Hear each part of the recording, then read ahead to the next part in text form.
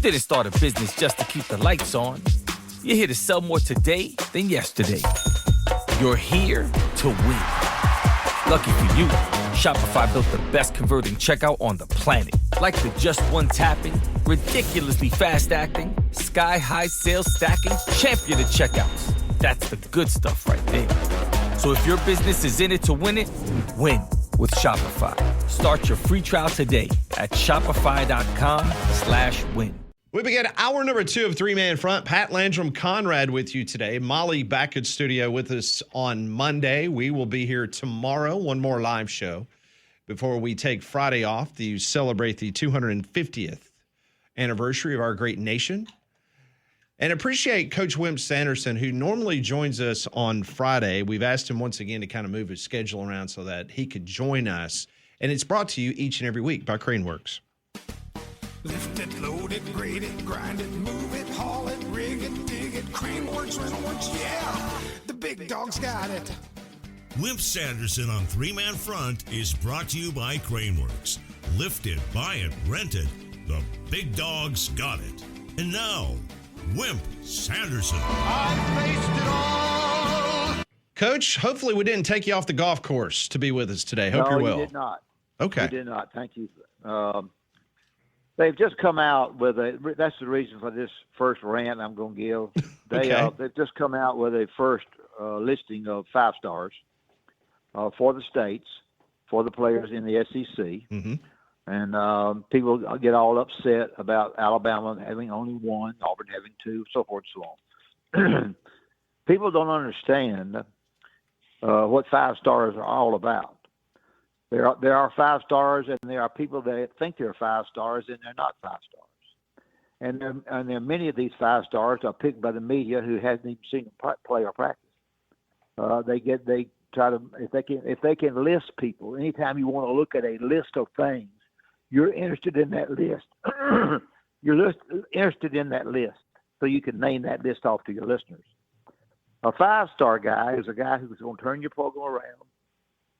You have your assistant coach has evaluated him on the field, whether he's with a junior college, whether he's in high school, wherever, and liked the way he played, thought he had great ability. He comes into your program. He likes his teammates. He behaves himself. He plays the same way that you saw him play when you evaluated him. He does all the kind of things that a 5-star would do. He has a pretty good family. It's not going to get in there and fight over his playing time. And he's going to be a guy that's going to really help you up front, block and tackle whichever side he plays on. There are some 3-stars who turn out to be 5 stars. And the mental attitude of a guy who comes into your program is so important. Mental is a physical, what 3 is to 1. You hear that all the time. And the only reason I bring that back up this time is because I just read an article a minute ago about this. And if your assistant coaches have evaluated these guys and told you that they were 5 stars, 4 stars, or whatever, and brought them in, and they're not that, then you're going to get fired, or you're going to fire the assistant coach. In football, you've got a lot of guys to look at. In basketball, if you're an assistant coach, you've got several to look at too, and the head coach to look at them.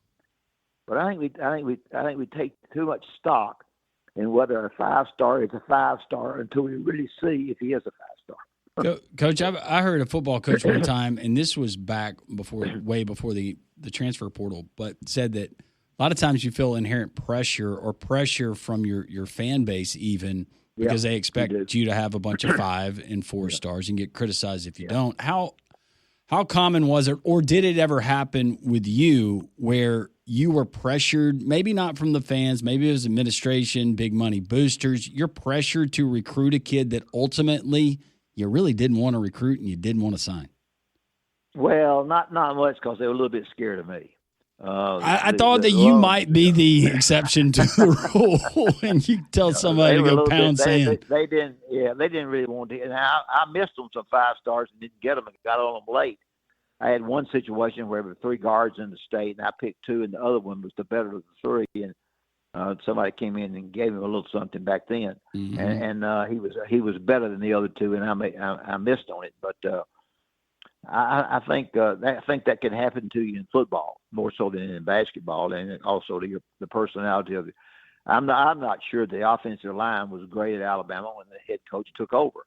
I think it was okay. They fired the offensive line coach where they should have been fired. I have no idea. Hired a guy from out west. They don't when they're out, and I'm not picking up Alabama or anybody. I'm just saying when they hire and fire guys, they don't talk much about it. You guys have got to pull it out if they hire somebody from Louisville, but they hire somebody. They don't really talk about firing a guy or hiring a guy much like Coach did. So I think it's kind of interesting to see. You're going to look at this and you're going to say, "Oh my heavens!" Now, if I'm wrong, if I'm dead wrong, and these three stars that Alabama gets more so than the 5, then the coach gets fired. They can't win. He's not going. They're not going to be as good as this 3 star is not going to be as good as I think he could be. As I looked and tried to recruit him, and so I think if you're on the fan base, and especially Alabama's, and Auburn has gotten a couple. You look at, we're in bad trouble, really bad. I tell you what's bad trouble. The bad trouble is the 6th game when you start playing Georgia, and then you got Tennessee, and then you got LSU. One open day. That's bad trouble. Don't forget the other team is recruiting as well, and you can only take so many. And they out recruit you, maybe so, but it's at the same time. You've got to know if a guy is really a 5-star, and is he going to be a 5-star from where you saw him play to where he is now, when he is with your team. Now that's not hogwash. That's the truth. And I'm not sure. I think it's good radio because I think our listeners need to understand that.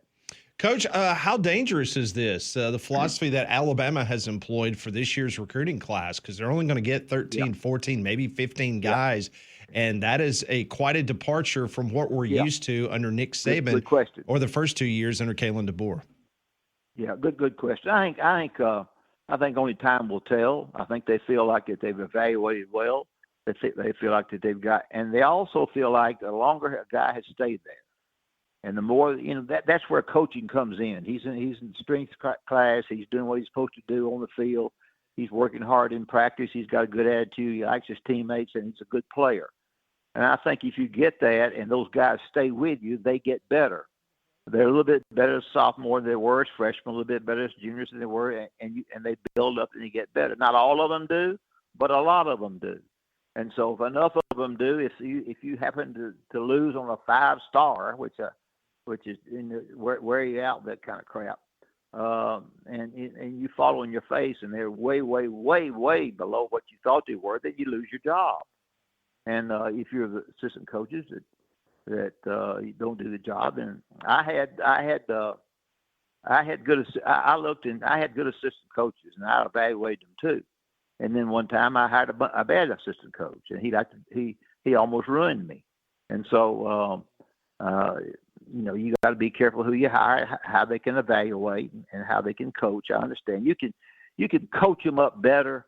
But if they come in with the right kind of attitude and they've got some built-in, you've watched them play, and they knock people down defensively, and they got great speed and they got great hands. And Alabama signed a quarterback. Nobody's signed better quarterbacks than Alabama has over the years. They signed a quarterback from Baton Rouge. He is a guy that they say really throws the football really well. They've got Russell and Mack there, now trying to figure out what's happening. Alabama still signs a quarterback. I think behind the scenes, they've done a better job than people think. Now, I may be. Hey, you can get on the show and bust me if I'm wrong. If they get beat by all these people, I'm not going to say they're going to win every game, but I do think they got. When you look at the philosophy that Indiana took. Are you kidding me? Indiana knocked you naked and hid your clothes. I mean, they beat the crap out of you, and they just did. And so, they did it one time. They did it one time. They went over. They took their philosophy and went over and got guys that were a little bit older. They thought were pretty good. Got them a quarterback and played and won. And now, the other team is going to get good players too, and you've got to motivate your guys, and they got to want to play. But I think sometimes when we just get hung up on God, they got four or 5 stars and we didn't get any. That may be a problem, but I think it may be also before you panic and drink cyanide, just hold up and see. Coach, I do want to ask you your thoughts on Dusty May after a couple of years at Michigan, making the move to the NBA. And he stated that the state of college basketball was a factor, but not the biggest reason. But I have to think that it played a pretty big part. Well, I think it did. It played some part in it, I'm sure, because he wasn't sure that although Michigan can get some players, they do pretty well in football and basketball. They can get continue to get good players. I think he had the temperament of a guy that could go from college to the pros. I didn't have that temperament. Bobby Knight didn't have that temperament. I wasn't as mean as people thought it was, but I tried to act like it. But Bobby was, and so Bobby was. He was mean. Yeah, but that temperament, trying to go and coach pro kids, you know, I think Bobby Knight kicked Charles Barkley off the Olympic team or something. Well, I hate to get close to home, Coach, but ask P.J. Carlissimo how that went. Yeah, that's exactly right. We talked about Spreewell. Yeah. Yeah, well, yeah, we took Spreewell and got him in school, and they asked me at the press conference, did Spree ever hit you? I said, no, he did not hit me, but I was a darn good candidate. Because I stayed on his butt all the time, and so that's just the way it was. The other thing too, I'll jump on, is about gambling. People now are gambling a lot on golf, and the deal there is that the way they're hollering at these players are getting upset about it, especially those who drink a lot and get around number 17 and 18, and the golf deal is on the line, and they've got one player against another one. And when they drink that hot juice and they get up there in the sand, and they want to bet on this putt, whether it's 4 feet or 10 feet, that's where your problem comes in with. And you know, golfers have to be quiet. You can't holler around golfers. Everything in golf is the next shot.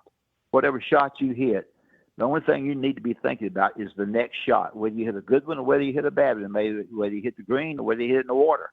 The next shot is what you can't worry about the last one. The next shot comes up and is important. And these gamblers, and I say this because y'all talk some about gambling, so I think it's proper. That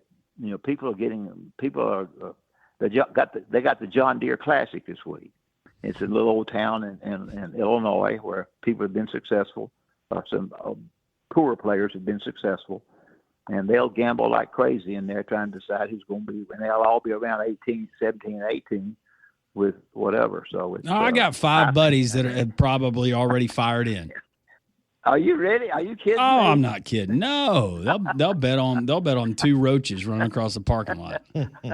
Well, you're sitting there with what's his name, 8 feet from the hole, and Scotty's 5 feet from the hole, and Javier makes his 8-footer, and Scotty misses that. You know, they didn't know telling how much bet they made that he was going to make it in time. He was going to go another hole. I'm convinced that really good golfers, because of their mental makeup, they're good candidates to be serial killers. Yeah, exactly. You know, I had Dickie Pride won day before yesterday, and I had him on my show, and he talked about how tough it was to. He'd go out and practice an hour and a half after a round just to try to. He just got on the tour and made a lot of money. He hadn't been a big name, but he won. And they're having the Senior Open up in Cleveland, I believe, or Columbus, somewhere up there. And so as you talk about gambling on your show, I think about that a lot because they're now starting to be complaining about. And you can't stop fans from hollering. You know, they can hold the signs up and quiet, he's fixing to hit, but if you got the joy juice in there, you may holler. Golf is hard enough. I don't need somebody heckling. Is it? Yeah. Oh, it's hard. It's hard. It's tough enough. You know the problem. Save your voice. The problem you have. The problem you have. What's that? You can't do anything about your opponent. No. You can't guard your opponent. No. If your opponent plays good and you play bad, you didn't have anything to do with making him play bad. Nope. Play good. You couldn't stop him. No. All right, that's enough of my crap. Well, hey, I got to ask you before we let you go. I know we All right. asked you last Sure. week. Will you be tuned in tonight for USA versus Bosnia in soccer? I might run it by on the way to a movie. Okay. I don't know. I don't really know a lot about it. I just know they need a scoreboard because they don't have to have a scoreboard ready. Just hold their fingers up with the score. Coach, it's a lot like basketball. You got spacing, you got passing. Yeah, that's right. And you got good moving they got without good the feet. ball. Yeah, good They feet. got good feet. But the problem is when you don't understand the game as well, when you watch it, you don't understand it. You try to find out why this happened, why that happened. I don't know. The biggest thing is the goalie got to be good. How good? Is there a goalie? There's a goalie. Yeah. He's got to be good. A wingspan. Got to be able to. Yeah, that's what I was fixing to have. In the wingspan, you can't have no fat goalie. No. But it's all about anticipation with being a goalie. Yeah. You got to know what your opponent's going to do, Coach, before your opponent knows what he's going to do. How about that? You got to spread your arms, and spread your legs, but still be able to move. Yes. And go fast. Like a big X. I don't know. Yeah, that's right. But you can't eat a whole lot for your goalie. No. You eat after. You can't eat for your coach. Coach, you know plenty about soccer. No, I don't know. I can't even spell it. Give it the first two letters. So anyway. Well, how about David Upton? Craneworks, Yep, David Upton. Huh? David Upton. David Great Upton, American. Craneworks, they bring me to y'all every week. That show always goes pretty good. We always got something to argue about. Oh, absolutely. And they're trusted, and they got a crane equipment that's great. They rent it, and they'll bring an operator in if you decide to rent it. They'll tear it down or they'll build it up, whichever one you want them to do, and they will be on craneworks.com, and you can look at them on craneworks.com. They got Wasteworks, and I'm living by myself now since my wife passed away, and I got more waste than you can ever find. I mean, more junk, so I'll bring them out here and do that. Hey, so, I met your yard guy. Yeah, did you? Yeah. He's a good dude. I like him. Yeah, he's all right.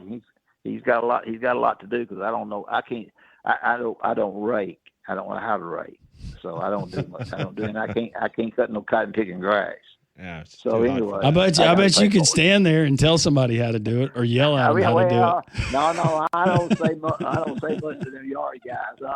No, they always got a knife in their back pocket. Thank you, guys. Hey, thanks, Coach. Well, normal time next week. Appreciate it, Coach. All right. Bye. Take care. Coach Wimp Sanderson joins us each and every week, brought to you by Craneworks. He was on the Higginbotham hotline. Higginbotham is your one-source solution for insurance, financial, and HR services. Some of the big takeaways, our conversation with Coach Ben Portnoy, Sports Business Journal. Going to have a fun conversation coming up with Ben as well. The Wednesday edition of Three Man Front and an update from Atlanta coming up next. I know it's early, 21 minutes into the match. But once again, just England has problems on our U.S. soil. They are losing to the Congo 1-0.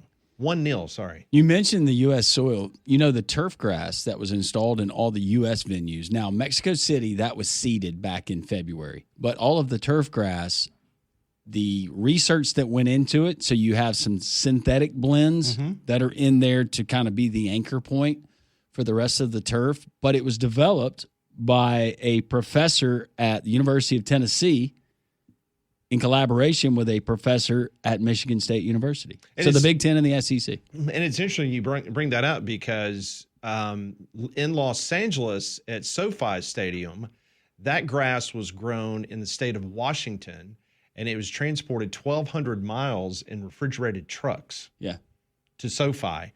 Meanwhile, I know that Kansas City and I believe there's one other stadium in the Midwest. Oh, no, not the Midwest. It was New York, New Jersey. That turf was developed right outside of Charlotte, North Carolina. They're very particular about their turf, which is understandable for the pitch. Well, if you were on the turf that I was on when we went and played UConn with UAB this past year, I'm not kidding you. You walked on the field, and I had to ask somebody, is this real or is this fake? That's how perfect it was, and it was real. Yeah. A lot of things happening over the course of the last 24 hours. We mentioned yesterday, I know that Conrad and Landrum brought this up, but Culver's became a jersey sponsor for Wisconsin athletics. Washington State is now set to announce the most significant sponsorship deal in their athletic department's history. The school is slated to unveil a 5-year, $8.43 million deal with the Confederated Tribes of Coralville Reservation that will touch everything from jersey patches to content series, youth clinics in the tribal community. So that is a big deal, the largest in the history of Washington State. How about that? $8.43 million with the Confederated Tribes of Colville Reservation. Just having a little bit of inside knowledge on the tribes here and the money that is generated from their casinos and some of the checks that they stroke at the end of the year to folks, not because they have to. They would absolutely have the money. They could do Alabama and Auburn if Alabama and Auburn wanted it.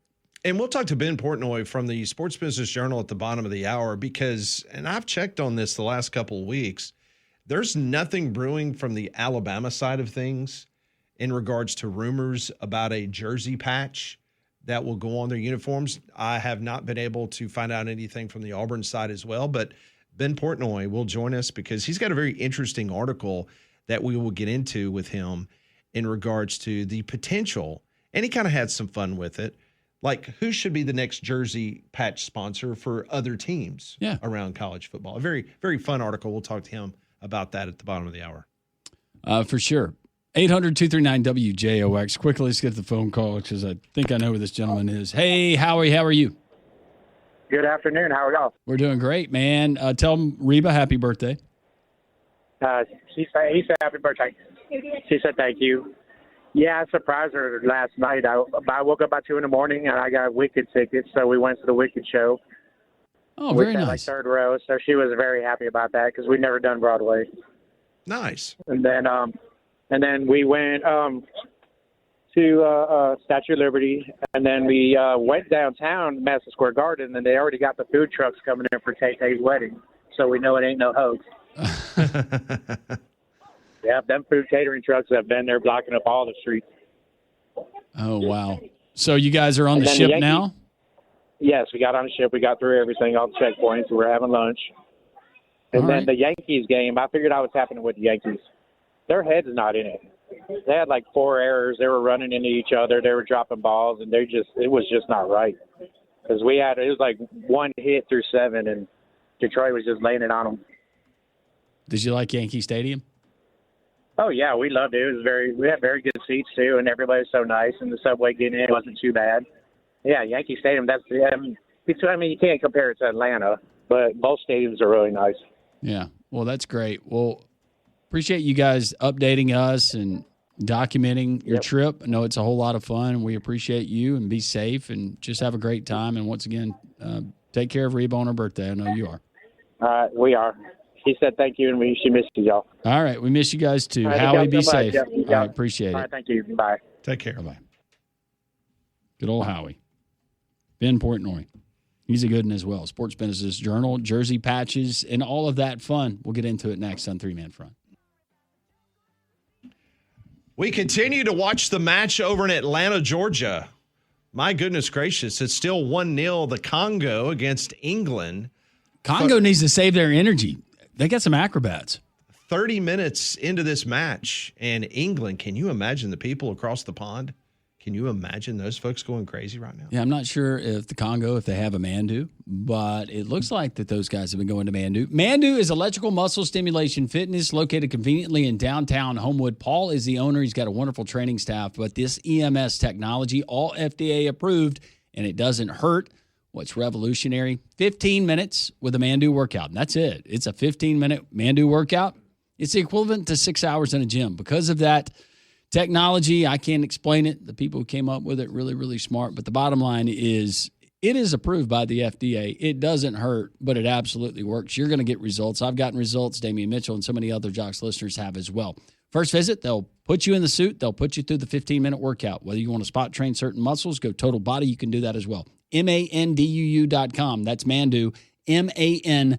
DUU.com. Tell Paul and the gang that Landrum from Jock sent you. Joining us now on the Higginbotham Hotline, Ben Portnoy from the Sports Business Journal joins the program. Ben, are you a huge soccer fan? Have you been following the World Cup?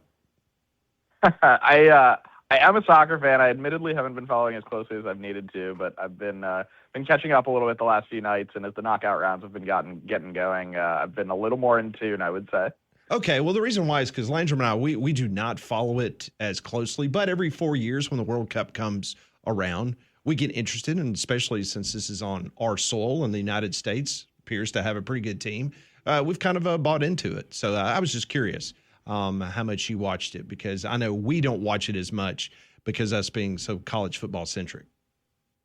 It's a good question. It's interesting. Like, I think it's been cool to see people really get behind it and get into it. And, I will say, I spent a semester abroad in college and got into it then, and have kept up with it some and all of that. But it's been really cool to see people get into it, and certainly a lot of college football parallels with a lot of these school programs, and maybe some of the accomplishments or lack thereof from some of these national teams. So that's been a fun little dialogue, I think, with friends, at least in my last couple of weeks in here watching the World Cup. And before we talk about the sponsor patches, and you did a great article in the Sports Business Journal, and we'll get into that in a second, but I am curious, since you were abroad, so would you draw those parallels, I guess, the fervent nature of the fans, let's say European soccer fans, to that of maybe Southeastern Conference rabid college football fans? Definitely. I think there's a lot of parallels. It's interesting. When I was in college, I studied for about 4 months in Seville, Spain, and I lived with a host family that lived probably, 2-3 blocks from the soccer stadium in Seville. And from my bedroom door, where I had a desk where I would do my homework, you could hear the stadium, and the Very roars cool from the crowd and all of that. It was this really cool visual. And so, the year that I was there was they made it to the semifinals of the Champions League, and it was the furthest they had gone in Champions League in, 50 years or something like that. And, it was out in the streets with people shooting off smoke bombs and everything else. And it was kind of this feels kind of like a college football Saturday. It was a pretty cool, it's a really cool parallel, and I think there's a lot to it. And I just think the way that it's ingrained in the culture is so cool and so interesting, and just the way that people get behind it. And I think it was super cool to be a part of. And, my the two host brothers were both part of the supporters club and were at every game and stuff like that. So it was stuff like that I think is just, there's a lot of parallels there. And I think it's just a really cool dynamic in European countries and elsewhere. All right, Ben, so let me put you on the spot. Out of the spirit of what you wrote with the college football jersey patches, if you're thinking about the United States and you think about what we identify with, what we associate with the United States, if we were going to have one jersey patch, what would it be on that USMNT jersey or kit? Oh my gosh, man. I don't know. Europeans would probably say it's McDonald's or something like that, right? Yeah. But I don't know. I think we could go anywhere with that. We could go with, is it a, Weber grills or something like that? Is it? That's very American, yeah. Something along those lines. Apple pie. I don't know. Little Debbie, something like that. Ooh. Somewhere in that realm. That's where my brain goes. Oh, I got 4th of July on the mind, so I think that's where I'm going. No, that's good, and it kind of obviously kind of sets up to what we really want to talk to you about. And you got some big announcements. You had yesterday Wisconsin with Culver's Restaurant based out of Wisconsin. You got Washington State. They have come to an agreement with a tribe nation there in Washington State. We had Oklahoma State about a week ago. I think it was the Osage tribe there in Oklahoma. So it appears that as we're getting a day closer to the college football season, you're getting these announcements. Before we get into your article, I want to ask you, have you heard any rumblings about any other SEC-backed advertising that might end up on the jerseys? Yeah, look, I would say that pretty much every SEC program out there is doing some kind of exploration of what jersey patches would look like. I talked to Danny White at Tennessee a couple of days ago about, their transition to Adidas, or I should say back to Adidas, and kind of what that might entail. And, I brought up the thought of, hey, is a jersey patch going to be part of that? Because I think that, for sort of the apparel providers are kind of more ingrained in those conversations now. Obviously, you need to get sign off and things like that. And so that was something that came up and we talked about a little bit. And that's something Tennessee is exploring and looking at. There's probably, another half dozen that are that are looking at similar things. And so I would anticipate that you will see more of these announcements over the coming weeks. I think that, it's the sales cycle for these things, and it's sort of a new thing. And I get it that people in college sports are trying to figure out, like, what's their value, what kind of brand do we want to align with, things like that. The sales cycle on these things can be 12 months, 18 months, whatever it's been, whatever it might be. And these have only really been like allowed, quote unquote, or at least the rules have changed around them, basically 3, 4, 5 months. So we're still a little bit in the early stages of this, but I wouldn't be surprised if you saw another, I don't know, 2 dozen jersey patches get announced between now and basically kickoff. I know that every athletic department is different, but how does the pricing go? Is this a negotiation, or are they handing you, like, this is our platinum plan, and with this you get your name on the jersey and you get some signage around the stadium? And I realize it varies depending on the school, but have you been able to gather where some of that pricing comes in? Yeah, so it's a really good question. Like, I think it's important to note that, like, when you see, like, hey, your favorite school just sold a jersey patch. So, like, Arkansas, for example, was one of the first, and I think was the first in the SEC to sell one with Tyson Foods. And, that patch was sold as part – they didn't just go to Tyson and say, hey, we'll give you – I'm making up numbers here, but, like, hey, if you give us $4 million, you can have a patch on our jersey. Like, it's not that simple. Like, that company in Arkansas obviously have a long-standing relationship for a million different things and a large-standing, like, sponsorship agreement. This is sort of like, think of it as like an add-on or a carve-out or an extra piece of those sort of deals that are already in place, particularly with, like, companies that you're already working with. So, like, Culver's in Wisconsin is a good example. Like, Culver's was already previously an on-court sponsor for Wisconsin basketball. They've been a sponsor for Wisconsin athletics since, like, I believe the earlier mid-'90s, if not longer. So they've had a long-standing sponsorship agreement with Wisconsin for years and years. This was something that they just sort of added on and sort of added, whether it was a jersey patch or other assets or things of that nature, and sort of bolstered what they were already doing. So now there are some schools like, LSU, for example, signed a deal with an Australian natural gas company, essentially. And that was something that, that was not a brand, as far as I understand it, that was working with LSU previously. And so that was something that they brought in and said, hey, this is something, we're interested in doing. Can we build a sponsorship deal around this sort of asset? So it depends on the place, depends on the company, but I would say it certainly varies a lot place by place. So it's interesting because on this program, we've had our listeners have fun with this. Once the NCAA said they would allow these sponsorship patches on uniforms, a lot of Alabama fans said, we don't want anything on our jersey. Likewise, Auburn fans, because they like the way their jerseys look now. They don't want to have an advertisement on the jersey. But if they did go that route, most Alabama people would say, okay, it makes sense. Maybe Mercedes-Benz, because obviously Vance, Alabama, where the Mercedes-Benz or the factory is right down the road from Tuscaloosa. Meanwhile, Auburn, Tim Cook's no longer the CEO of Apple, but obviously he went to Auburn. Apple would be a nice fixture on an Auburn jersey. But in regards to those two, just kind of speculating and having some fun with your article, let's talk about the Georgia Bulldogs, because in your article, you kind of threw out, whether this was tongue-in-cheek or not, a very interesting, it seems like it would be a home run for the Georgia Bulldogs if they were to go the route of a patch.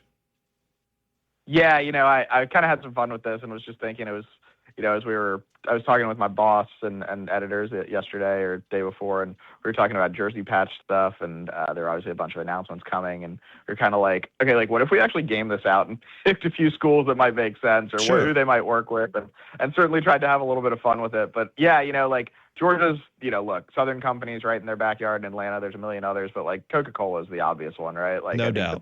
That's right down the road. It's an easy company to kind of lean into. I think,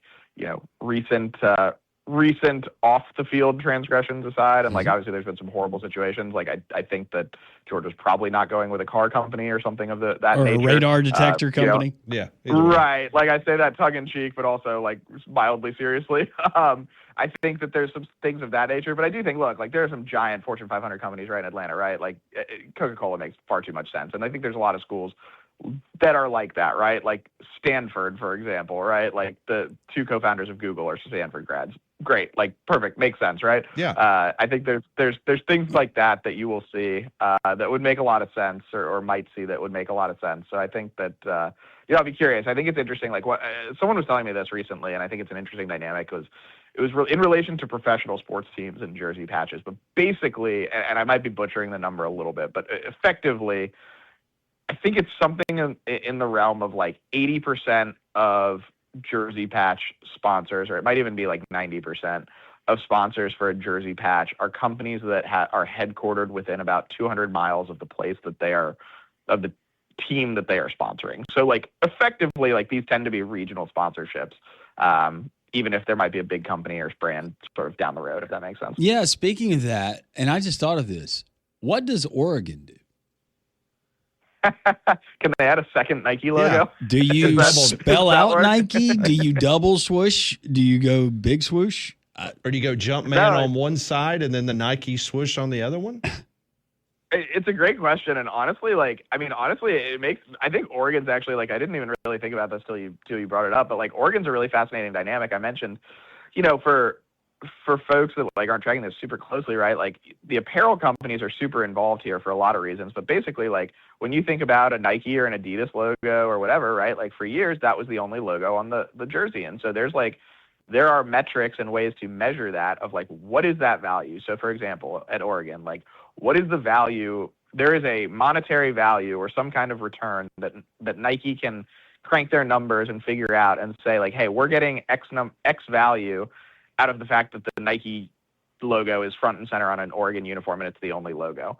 Most people would tell you that if you add logos, it dilutes the value, right? If there's, exclusivity and things of that nature. And so, Oregon's one where like, listen, the last thing Oregon's going to do is tick off Nike. And so you wonder like, man, does that like limit some of what they're able to do? I mean, you could say similar things about, like a Maryland and Under Armour and sort of the relationship there and things like that. So I don't know. That's an interesting dynamic at play that like, I think that a lot of the apparel companies have effectively, for lack of a better term, gotten out of the way on this and understand that schools need to monetize these assets. But it is a dynamic at certain places that are like inherently tied to their apparel companies. Like what, how much say might they have over a corporate jersey patch and whether you could even do one, frankly. Yeah, good point. Let's ask you about Kentucky because this is a really fun article. As you mentioned, but with Coke, with Georgia, I'm kind of staying around the SEC. But you had a really interesting take on the Kentucky Wildcats. Yeah, I think I picked Buffalo Trace, right? Yeah. I was. Let's not get the minor details get in the way of a fun concept. Right, here, you can't do alcohol on the jerseys, but you were still having fun with it. Right. You're not going to see a like chewing tobacco, jersey sponsor or anything like that at some place or whatever. But I think that technically you're not allowed to have alcohol as a jersey patch partner. But, listen, like, come on, like, you look at the Bourbon Trail and everything else and all that's in sort of intertwined with Kentucky. I mean, look, you could throw in Churchill Downs or something like that maybe. But I think they need a bourbon sponsor as their jersey patch. I think that's a no-brainer to me. I love what you said about Vanderbilt, and it makes perfect sense. How about the Grand Ole Opry? Yeah, it's perfect, right? Get the music business into it. Get sort of that tie between Nashville and the school, and look, I know Vanderbilt probably gets a little bit of a maybe a reputation's not the right word, but not a ton of necessarily like Nashville residents and Tennessee natives at Vanderbilt, right? Like that's a school that pulls from a lot of different places and is, sort of like Duke in that sense. But I think there's a lot of ties there with Nashville and would make a lot of sense. So get the Grand Ole Opry involved. All right, before we let you go, I got to ask you about Notre Dame because this one's a no-brainer that you wrote in the Sports. By the way, Business this Journal. was a serious question that I had to someone. I don't know if it was on the air or off the air, where if Notre Dame ultimately needed that lifeline, couldn't they just call Rome? That's my view, right? Like, I'm sure that it would be in the best interest of the Vatican for Notre Dame football to continue to be relevant, right? Like, that's a good thing, I think, for their initiatives and everything else, right? So, maybe we'll see a Vatican-sponsored jersey patch or something along those lines from Pope Leo. This is always great stuff. It's always such a fun visit, Ben, and we love having you on the show. Please come back and join us. Enjoy the 4th of July. Enjoy a great win over Bosnia tonight with our United States men's national team. I'm going to speak it right now. prophesy it, if you will. But yeah, Ben, we appreciate it, man. Fun stuff. Anytime. Appreciate y'all having me. This is always fun, and appreciate you guys having me on. Thanks, Ben. Always. Ben, thank you so much. Ben Portnoy, Sports Business Journal. Higginbotham Hotline. You deserve solutions that are built for you. Higginbotham is your one-source solution for insurance, financial, and HR services. Well, the Congo's still up 1-0 over England. You know, DraftKings is live in all 50 states. Yes, that means you, Alabama. Win or go home, that's it. That's the World Cup knockout round, and DraftKings has you covered every single match. The DraftKings app is now live in Alabama, so whether you're catching the early kickoff before work or that late match at the bar, you're on in every minute, every match, every moment, all in one app. Right here in Alabama, the world's biggest stage is in the palm of your hand. New DraftKings customers, you need to sign up with code JOX945, spend $5, and get $200 in total rewards over 21 days. That's code JOX945 in partnership with DraftKings. The crown is yours. Event trading offered by DraftKings Predictions, a CFTC registered introducing broker. Trading involves risk of loss. Market availability varies. Eligibility restrictions apply. $50 every 7 days via click-to-claim issued in non-withdrawable predictions dollars to expire in 1 year. Ends July 19th. Terms, dkng.com/predictions promo. You got some very local college football news we need to get to. We'll do it next on Three Man Front. Well, the Cinderella story over in Atlanta, Georgia continues as we're watching during this break, and the Congo's still up 1-0, Landrum, and England's had a lot of opportunities here and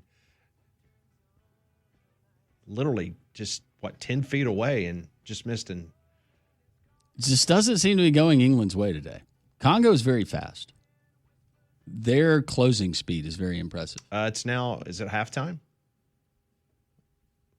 Yes. And they call it halftime, which I like. Did the bands come out now?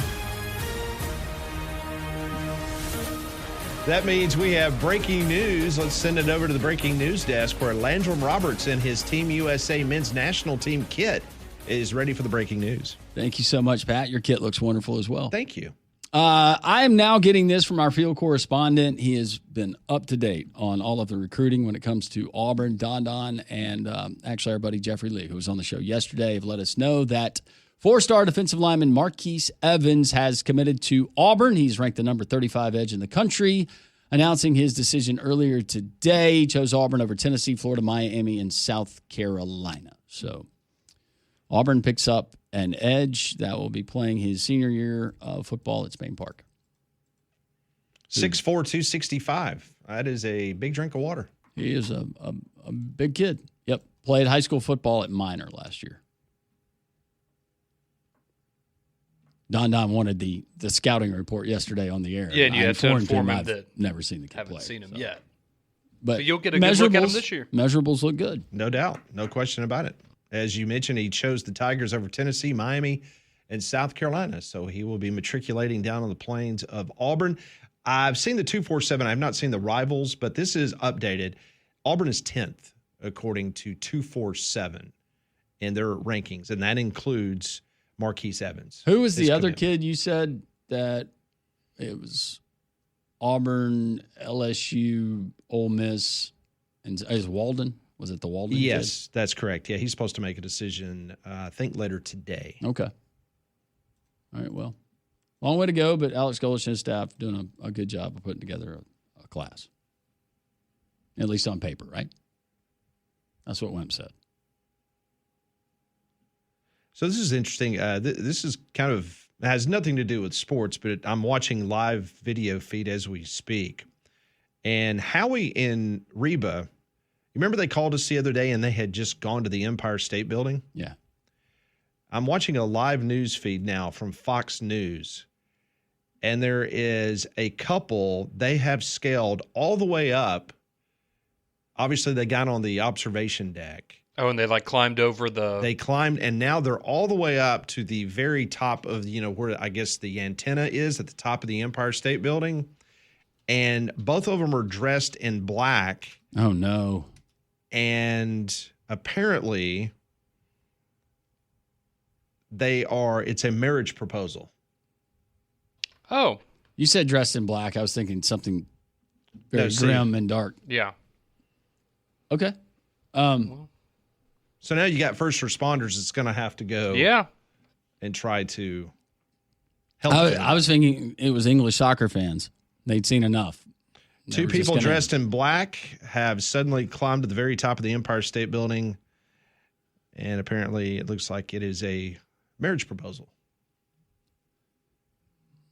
Wasn't Nakalula Falls? Wasn't it Nakalula that jumped off because she couldn't marry the guy that she loved? Or is that Lover's Leap? Oh, look, I guess she said yes because they're hugging and kissing now. Are they tethered? Doesn't look like it.